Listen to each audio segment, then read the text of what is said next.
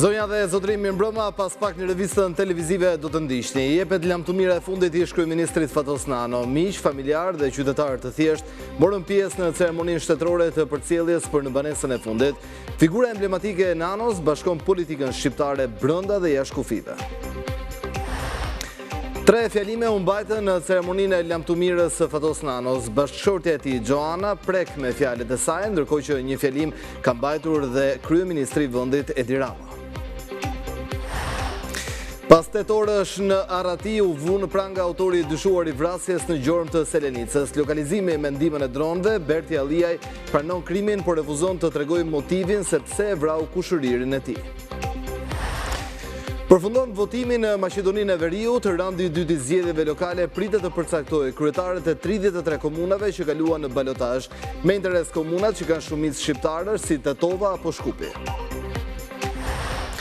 Shqipëria ka medalistin e saj në Europianin e të rinjve në peshngritje për meshkuj. Ertjan Kofsha siguron 2 medalje në Durrës, shkëlqen në shtytje dhe 2 garësh, një kampionat që u transmetua drejt për drejt në ekranin e RTS Sport. Këto dhe të tjera zhvillime me njëherë pas sigles. Na ndiqni.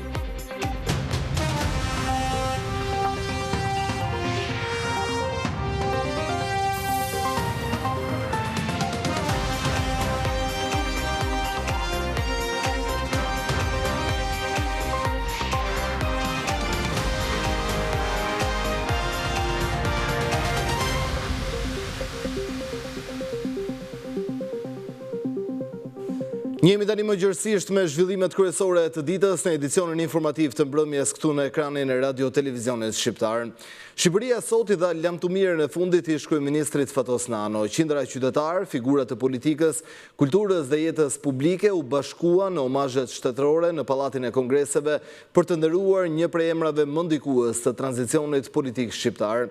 Në qendër të ollit, arkmorti i tij mbuluar me flamurin kuqezi u bë pika ku rikthyen kujtimet e një epoke të tërë polemikash, përplasjesh, por dhe ndryshimesh të mëdha, ku Nano mbetet një nga figurat kyçe të debatit publik në këto 30 vite.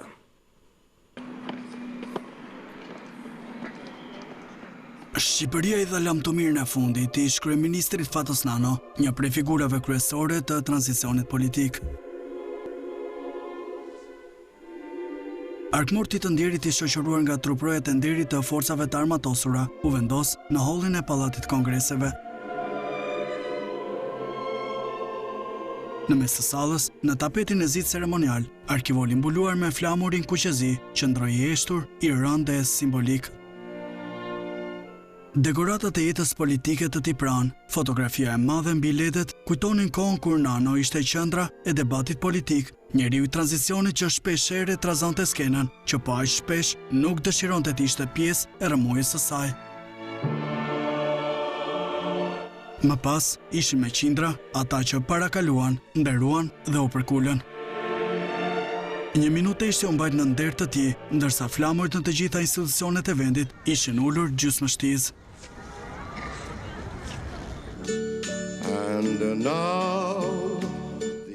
Rrugëtimi i tij i përjetshëm për në banesën e fundit u shoqërua nga tingujt e këngës ikonike të Frank Sinatras, një testament emocional për të treguar pse e bëri sipas mënyrës së vet. I'll say it clear, I'll state my case, of which I'm certain. Në ceremoninë e lamtumirës së Fatos Nanos u mbajtën 3 fjalime nga djali i tij Sokoli, bashkëshortja Gjoana dhe kryeministri Edi Rama. Fatos Nano nuk është më.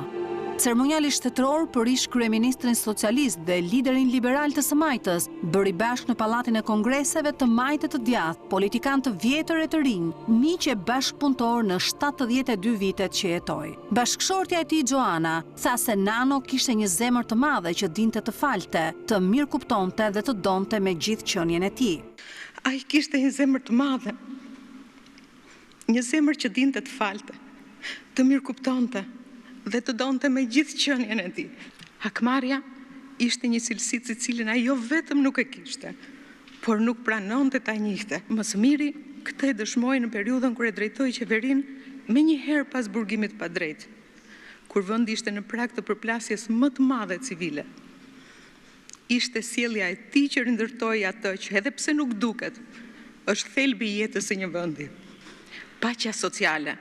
Sokoli, djali i tij, ndërsa shpreu mirënjohjen për çdo shqiptar që u bashkua me dhimbjen e tyre, tha se Fatos Nano besonte se politika shkonte përtej luftës personale. Ai ishte i butë dhe tolerant, por i ashpër dhe i drejtë kur kërkohej vendimarrje.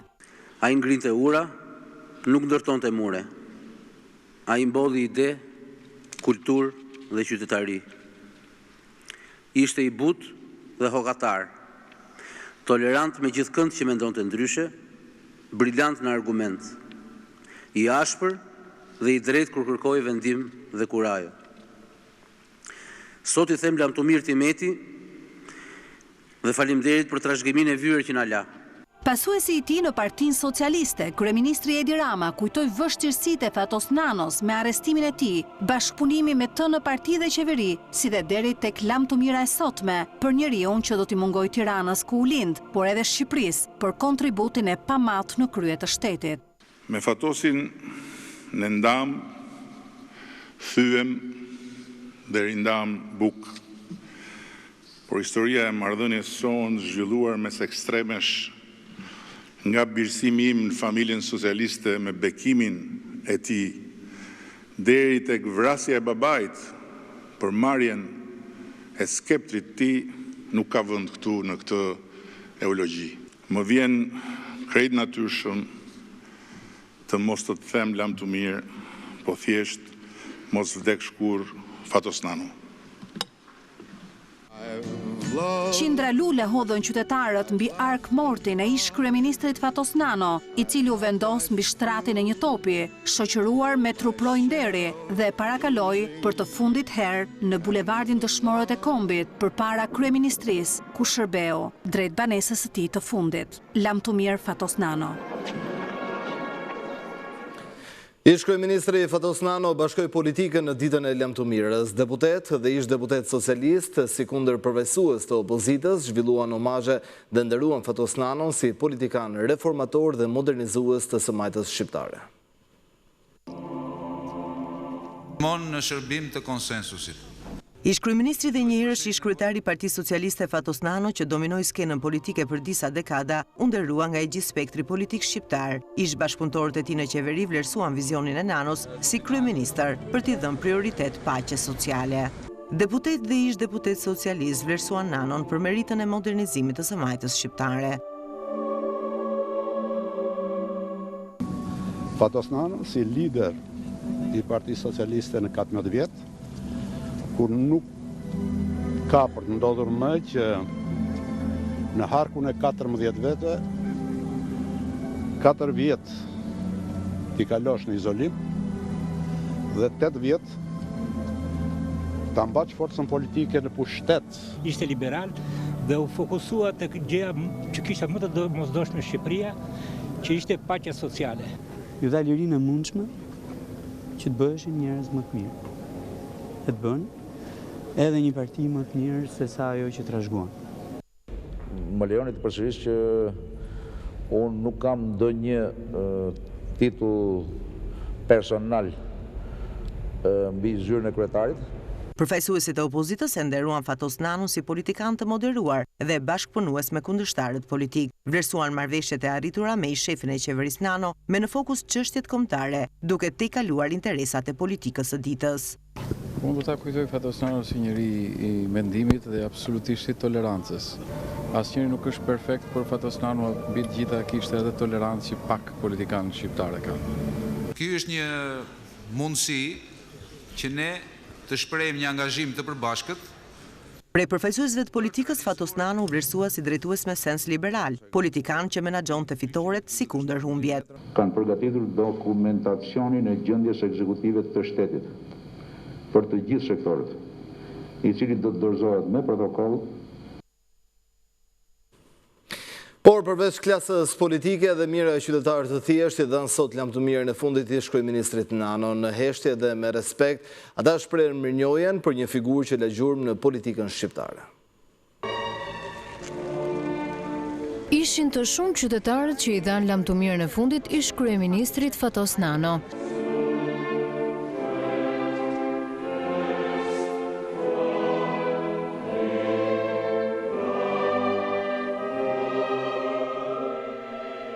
Mes heshtjes, një tensioni emocional dhe respektit të kthyer në kujtim, qytetarë të thjeshtë të gjeneratave të ndryshme kanë zgjedhur të thonë faleminderit në mënyrën e tyre. Politikan dhe që njeri ka që nanua ka shkruar historia. Politikan si nanua, këtij vendi nuk i vjen me, sidomos në periudhën e tranzicionit. E ka lënë edhe vetë si postulat, unë jam Fatos Nano prapa në vjen historia dhe do t'i vi historia patjetër se nuk ka politikan si Fatos Nano që t'i vi me këtij vendi në këto kushte dhe në këtë kohë që jemi ne. Partia Socialiste ka humbur një nga figurat më të shuara. Jo vetëm Partia Socialiste, por gjithë populli shqiptar. Ai ishte një intelektual i jashtëzakonshëm, ishte një demokrat që Shqipërisë do t'i muhoj për shumë kohë. Fatosi ka qenë dhe mbetet personalitet për mua, një figurë ose figura më e rëndësishme e Partisë Socialiste në momente delikate dhe të veçanta. Ishte njeri, për mua mbetet i tillë, fisnik, me zemër gjerë, burr i zgjuar, më thënë, ndërtonte marrëdhënie në çdo moment dhe me këdo. Shumë i mençur, shumë i drejtë dhe shumë i nderuar. Një përshtypje të tij në bisedat që u bënit, cili ishte meraku i tij? Ai ishte sepse që kanë të hallat të gjitha.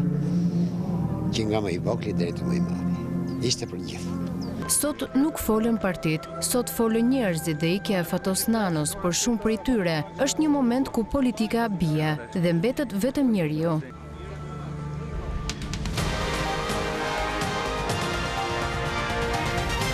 Agjencia Kombëtare e Sigurisë Kibernetike ka miratuar strategjinë kombëtare 2025-2030 me synim për të forcuar kapacitetet digjitale, trajnuar punonjësit publik dhe përfshirë shkollat, bizneset në sektorin privat dhe një ekosistem më të sigurt online.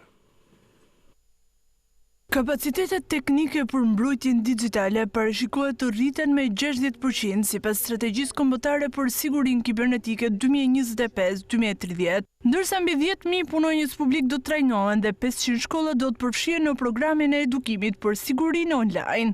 Janë mbi 200 institucione të cilat janë infrastruktura kritike apo të rëndësishme, mbi të cilat është kryesisht e fokusuar puna jonë. To mund të jenë institucione shtetërore në një pjesë të madhe, por një pjesë të tyre janë dhe institucione private. E rëndësishme në punën tonë është që të sigurojmë së pari që këto institucione apo kompani private të mos i ndërpresin shërbimet e tyre ndaj qytetarëve dhe këto të dhënat që mbrohen në këto që mbajnë këto institucione të mbrohen sa më mirë dhe këto dhënat kenë integritet sa më të lartë. Strategjia KSK synon gjithashtu përfshirjen aktive të sektorit privat dhe bizneseve në ndërtimin e një ekosistemi më të sigurt digital për vendin. Në mbrojtjen e individit janë jo vetëm fushata, por është një punë e përditshme që bëhet për informimin e individëve në raport me çfarë duhet të dinë ato si gjenë bazë kibernetike. Shqipëria ka bërë përparim në indeksin National Cyber Security Index 2025, kur renditet e 15 në botë me 85 pikë, një ngritje prej 39 pozicionesh nga viti 2023. Pas një operacioni disa orësh në zonën malore të Vlorës, policia ka arrestuar 32 vjeçarin Bertil Allijaj, i akuzuar për vrasjen e kushëririt të tij Dalan Allijaj në fshatin Gjorm të Selenicës. Pas 5 orësh kërkimi intensive, policia ka vënë në pranga 32 vjeçarin Bertil Allijaj, i dyshuar si autori vrasjes së kushëririt të tij, Dalan Allijaj 36 vjeç, ngjarje ndodhur mbrëmjen e kësaj të shtune në fshatin Gjorm të Vlorës. Pas krimit, autori u arratis drejt zonës malore, por u lokalizua fal përdorimit të dronëve inteligjent dhe ju dorëzua forcave të rendit pas thirrjes së përsëritura të policisë. Gjatë marrjes në pyetje ai ka pranuar autorsinë, por ka refuzuar të zbulojë motivin, duke thënë se e vrau për një arsye të fortë. Policia ka sekuestruar armën e dyshuar të krimit, një Beretta FS-92. Ndërkohë, viktima Dalan Allijaj ishte administratori i kompanisë Allidagu në Fier me aktivitet tregtar dhe servis makinash. Në Levan të Fierit, aty ku jetonte edhe viktima, familja hapi dyert e mortit, ndërsa banorët e zonës u shprehen të shokuar për ngjarjen. Kam edhe komshi, jemi rritur bashkë. Edhe dje, u përshëndetëm. Gjë më e keqe, që ndodhi familjes. Modër nuk gjendesh në rruzull, nuk e di çaj ndodhi atij njeriu.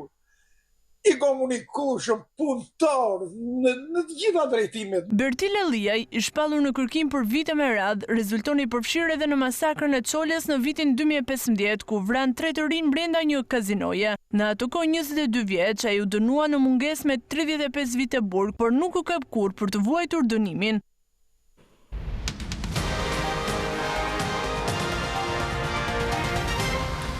Revista prestigjioze Travel and Tour World i ka bërë një analizë të detajuar lumit Vjosa. Sipas saj, parku kombëtar është një parajse vërtet për adhuruesit e natyrës dhe ekoturizmit. Përfshirja e lumit të fundit të egër në Evropë në listën e trashëgimisë botërore të UNESCO-s është një moment historik si për Shqipërinë ashtu dhe për botën në ruajtjen e natyrës, sipas revistës Travel and Tour World. Lumi është ngritur duke filluar nga viti 2025 në një rezervë biosfere të njohur ndërkombëtarisht, duke nxitur më tej përpjekjet për ruajtjen e biodiversitetit dhe ekosistemit të zonës. Vjosa është tashmë një vend i njohur për ekoturizëm, ka arritur reputacionin dhe angazhimin e Shqipërisë për të ruajtur thesaret e saj natyrore. Si një hap përpara drejt turizmit, përfshirja e lumit Vjosa në listën e trashëgimisë botërore të UNESCO-s është gjithashtu një fitore e madhe për përpjekjet e vendit për ruajtjen e natyrës. Parku kombëtar i lumit Egër Vjosa, i cili deri më tani ishte një perlë e fshehur, do të fitoj njohje ndërkombëtare së bashku me lumin Vjosa për rreth tij dhe degët e tij, lumin Drin, Bënça dhe Shushica. Revista shton se zona është plot me turizëm misor ndaj mjedisit, pasi parku kombëtar është një nga pejsazhet më të paprekura dhe biodiverse të Evropës, perfekt për turistët që adhurojnë natyrën. Ky lum së bashku me natyrën përreth ofrojnë turizëm ekokulturor, pasi është i rrethuar nga rrënojet e lashta dhe kultura lokale e Shqipërisë. Statusi ansambël arkitektonik urban për fshatin turistik të Lini do të jap një tjetër shtys zhvillimit të turizmit në këtë zonë. Ky vendim i UNESCO-s erdhi edhe pas debateve se liçeni i Orit rrezikonte të dilte nga zona e mbrojtur. Fshati Linë është shpallur ansambël arkitektonik urban, duke i dhënë një tjetër shtys zhvillimit turistik në këtë zonë. Sipas Amanda Cici, drejtoreshe e trashëgimisë kulturore në Qarkun e Korçës, ky status i ri ndërthur trashëgiminë kulturore, atë natyrore dhe bashkëjetesën komunitare. Ky status sjell përfitimin për fshatin Linë në pjesën e ruajtjes së trashëgimisë të ndërtuar, promovimin e fshatit Linë si dhe zhvillimin më të qëndrueshëm dhe më të kujdesshëm për të ruajtur vlerat të cilat ai përmban. Froseda Tole, një nga arkeologët që e njeh më së miri këtë fshat, tregon se ky status e çon në një hap më tej Linin, duke përfshirë edhe gjetjet arkeologjike të zonës. Unë do ta quaja edhe një ansambël arkeologjik, sepse ka një gamë të gjerë gjetjesh, jo vetëm objekte, por edhe site arkeologjike në të gjithë zoneve, duke filluar që nga prehistoria edhe deri në mesjet, ku padyshim ai xhevairi kryesor në këtë pjesë mund të themi që është Bazilika e Linit. Statusi ansambël arkitektonik urban ka qenë një nga kërkesat kryesore të UNESCO-s për palën shqiptare, pas debateve se liçeni i Ohrit rrezikonte të dilte nga zona e mbrojtur. Me këtë ndryshim pritet të rritet ndjeshëm numri turistëve vendas dhe të huaj në këtë fshat.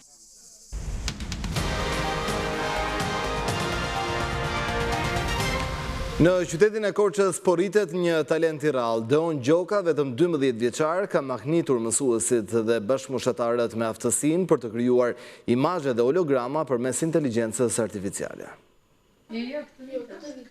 Një djalë 12 vjeçar nga Korça, nxënës në shkollën Sevasti Qiriazi, po spikat me talentin e tij në fushën e inteligjencës artificiale. Ky është Deon Gjoka, i cili ka krijuar imazhe dhe holograma, duke treguar pasion dhe krijimtari të rrallë për moshën e tij. Ideja më ka lindur nga kurset që unë zhvilloj dhe nga tutorialet në YouTube që më kam frymëzuar dhe unë kam filluar të krijoj projektet e mia. Puna e parë që unë kam krijuar ka qenë Mars Explorers, një projekt për 6 djem që duan mbijetoj në Mars. Kam krijuar 3 vepra nga libri i Mitrush Kuteli, Tregimet e mosshme shqiptare, që janë Skënderbeu, Gjergje Lezalia dhe Bese Konstantinit, dhe gjithashtu kam krijuar projektin për Lazgush Poradecin, dokumentarin dhe këngën e tij. Në një kohë kur inteligjenca artificiale po ndryshon botën, talente si ky 12 vjeçar nga Korça janë dëshmi se ardhmja është në duart e fëmijëve që ndërojnë, krijojnë dhe guxojnë të mendojnë ndryshe. Në fillim për mua ka qenë e vështirë sepse unë nuk ndiqnja as kurse dhe në YouTube nuk shikonja, por unë kam filluar të merrem më shumë dhe tani është melet. Mendoj se kjo është rruga që do të ndjek në të ardhmen, sepse këtu do fokusohet çdo gjë në të ardhmen. Fal aftësive të tij në inteligjencë artificiale, Deoni i ka surprizuar të gjithë, edhe me një arritje tjetër domethënse krijimin e himnit të shkollës Sevasti Qiriazi, një vepër që tashmë është kthyer në simbol krenarie për bashkëmoshatarët e tij dhe mësuesit. Investimi në aftësitë e tyre që në moshë të vogël, jo vetëm që forcon besimin e tyre në vetvete, por hap dhe rrugën për një brez të ri inovatorësh që mund të sjellin zhvillim dhe ide të mëdha për vendin.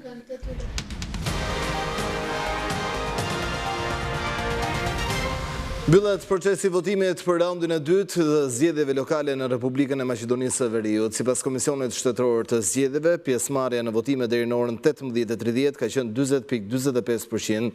Sipas Komisionit, procesi ka qenë i qetë dhe në orët në vijim pritet të kemi rezultate për kryetarët e komunave në 32 komuna dhe në qytetin e Shkupit. Në raundin e dytë të zgjedhjeve, patën të drejtë të votojnë rreth 1 milion votues, këto janë zgjedhjet e 8 lokale në vend dhe të 4 në të cilat zgjidhen kryetar bashkish dhe lista këshilltarësh në 80 komuna dhe qytetin e Shkupit.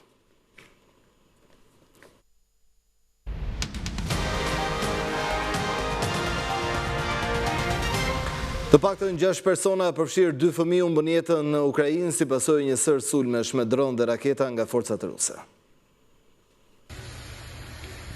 Rusia ndërmori një valë sulmesh me dron dhe raketa ndaj Ukrainës gjatë natës që lan pas, duke vrarë të paktën 6 persona, mes të cilëve 2 ishin fëmijë e duke lënë 10 mijëra të tjerë pa energji elektrike. Presidenti i Ukrainës Volodymyr Zelensky u shpreh në rrjetet sociale se sulmet, si pasojë të cilëve u plagosën 12 persona, dëshmonin se Moska synim kishte që të dëmtonte civilët. Rusia ka refuzuar thirrjet e SBA-s për të ndalur pushtimin gati 4 vjeçar të Ukrainës. Në vend të kësaj ka shtuar sulmet nga toka dhe ato ajrore kundër rrjetit energjetik të vendit fqinj. Kievi njoftoi një ditë më parë se forcat e tij speciale ishin dislokuar në qytetin e Pokrovskit në krahinën lindore të Donetskut, ku po përballen me një avancim të Rusisë me përfshirjen e mijëra trupave. Rusia ka dislokuar rreth 170.000 trupa në Donetsk që po përpiqen të marrin Pokrovskin. Situata atje është e vështirë, shpreh ndërkohë të premten Zelensky, duke hedhur ndërkohë poshtë pretendimet ruse se qyteti i shkatëruar ishte rrethuar nga forcat e Moskës. Ndërkaq kryekomandanti i Ukrainës Oleksandr Syrki bëri me dije se në Pokrovsk po vionte operacioni për shkatërimin dhe zmbrapsjen e forcave të armikut. Ndërkaq Kievi është përgjigjur me të njëjtën mënyrë sulmeve të Moskës ndaj rrjetit energjetik të vendit të tij. Një sulm ukrainas me dron shkaktoi të dielën zjarr në një cistern nafte, si dhe dëmtoi infrastrukturën portuale të qytetit port rus të Tuapses në detin e Zi. Bëhet me dije se terminali naftës i përket kompanisë ruse të naftës Rosneft. Ushtria amerikane po vijon sulme terrore ndaj mjeteve që besohet se përdoren për trafikimin e lëndëve narkotike drejt SBA-s. Ushtria amerikane ka ndërmarrë një tjetër sulm vdekje prurës ndaj trafikantëve të lëndëve narkotike në detin e Karajibeve. Sekretari amerikan i mbrojtjes Pete Hegseth bëri me dije se 3 persona u vranë gjatë sulmit, që u ndërmor ndaj një mjeti detar që i përkiste një organizate terroriste, por pa dhënë emrin e kësaj të fundit. Sipas shërbimeve tona të inteligjencës, mjeti ishte përfshirë në trafikimin e lëndëve narkotike dhe po lundronte në një rrugë detare që përdoret rëndom nga trafikantët. Në bord të tij kishte lëndë narkotike, u shpreh Hegseth në një deklaratë në rrjetin social X. Ky ishte sulmi 15 ajror që ushtria amerikane ka ndërmarrë ndaj mjeteve të trafikantëve në Karajibe dhe pajësorin lindor që nga fillimi i shtatorit. Presidenti amerikan Donald Trump i ka cilësuar këto sulme, ku deri tani kanë humbur jetën të paktën 64 persona, si të nevojshme për goditjen e trafikimit të lëndëve narkotike drejt SBA-s. Trump ka këmbgulur se SBA është tashmë e angazhuar në një konflikt të armatosur me kartelet e drogës, për të cilin po përdoret i njëjti autoritet ligjor me administratën Bush, kur kjo e fundit i shpalli luftë terrorizmit pas sulmeve të 11 shtatorit 2001. Narkoterroristët po sjellin drogë në brigjet tona për të helmuar amerikanët. Do t'i trajtojmë njësoj siç trajtuam Al-Qaedën, nënvizoi ndërkohë sekretari i mbrojtjes në postimin e tij. Ligjvënësit demokrat në Senat kërkuan sërish më shumë informacion për sulmet në një letër që i dërguan të premten sekretarit të shtetit Marco Rubio, Hegseth, por edhe drejtores së inteligjencës kombëtare Tulsi Gabbard. Gjithashtu kërkojmë që të na jepni të gjithë opinionet ligjore në lidhje me këto sulme dhe një listë të grupeve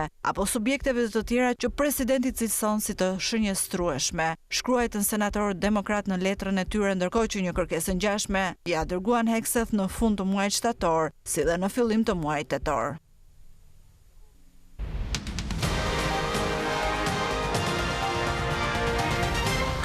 Libri Xhunglës si Rudyard Kipling do të vinë në skenën e teatrit të kukullave në regjinë e Ina Morinajt dhe produksioni më i madh i këtij sezoni.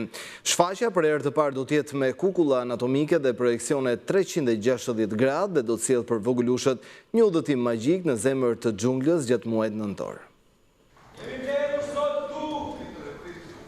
Një nga historitë më magjike të fëmijërisë, Libri i Xhunglës i Rudyard Kipling po merr jetë në skenën e teatrit të kukullave. Aktorët po punojnë për produksionin më të madh të këtij sezoni artistik, një shfaqje që premton të mahnisë të vegjëlit, por edhe të rriturit, me një udhëtim të vërtetë në zemër të xhunglës.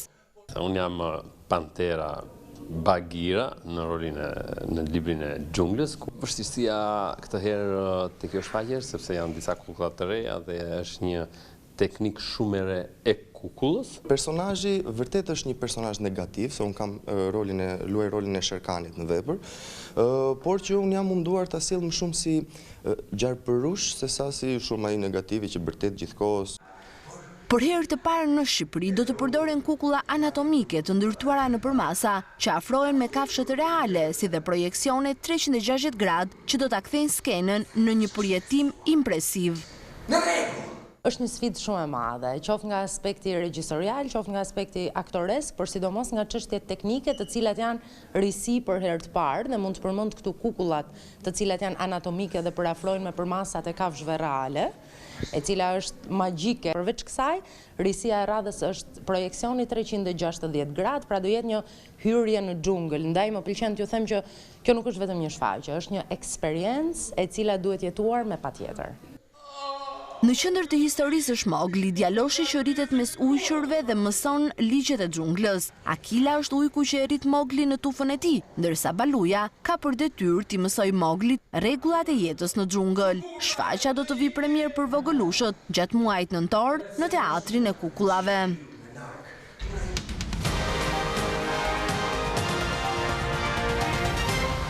Ertian Kofsha është dyfish medalist i bronz në peshngritje për të rinj në peshën deri në 94 kg, 162 kg në stilin e shkëputjes dhe 194 në atë të shtytjes dhe 356 kg në dy garësh dhe vendi i tretë. I saktë në provën e parë, Ertian Kofsha është 2 herë medalist i bronz në kampionatin evropian të rive në Durrës, kjo në peshën deri në 94 kg. E jo vetëm kaq, por është dhe 2 herë përmirësuesi i rekordit evropian për moshën deri në 20 vjeç në stilin e shtytjes, që më pas u thyen nga rivalet e tij, Jajvani dhe Paulja Kavec. Kofsha është i treti në stilin e shkëputjes, ndërsa nis me 158 kg në provën e parë. Më pas është i suksesshëm në provën e dytë me 162 kg, por do shton në të tretën me 167 kg. Po kështu në stilin e shtytjes, dhe nis mirë me 191 kg.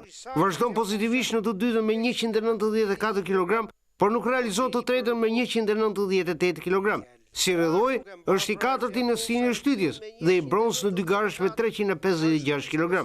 Në vendin e parë ishte Gjorgjani Jajvani me 363 kg, kurse i dyti Paulju Kavec.